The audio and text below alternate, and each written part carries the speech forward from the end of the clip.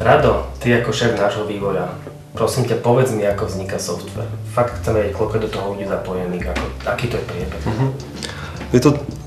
Líši sa to podľa toho, aký veľký software robíš. Ak si malá firma, alebo potrebuješ iba jednoduché základné riešenie, tak ti stačí nájsť jedného programátora, ktorý to vie spraviť, tomu vysvetlíš, o čo sa jedná a ten ti to skrátka spraví. Všetko? Všetko celé.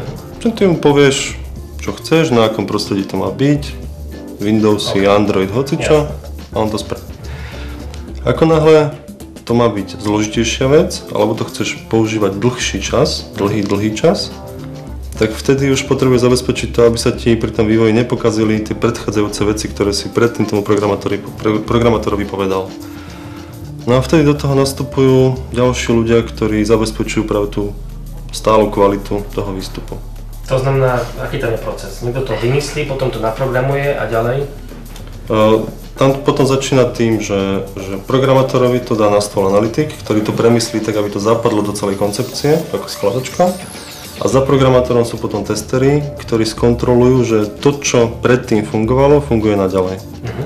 A až keď tester povie, že je to v poriadku, robí sa vydanie verzie a ide ti to do počítača, do telefónu, kamkoľvek.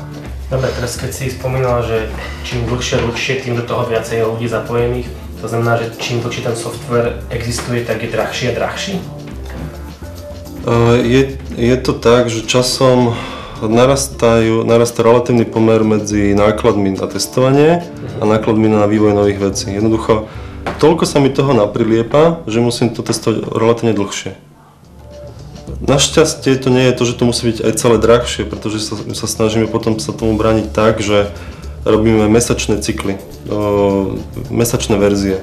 To znamená, testujem až na konci celé tie dávky, ktoré sme urobili počas toho mesiaca. Dobre. Netestujem každú jednu, ale všetky naraz.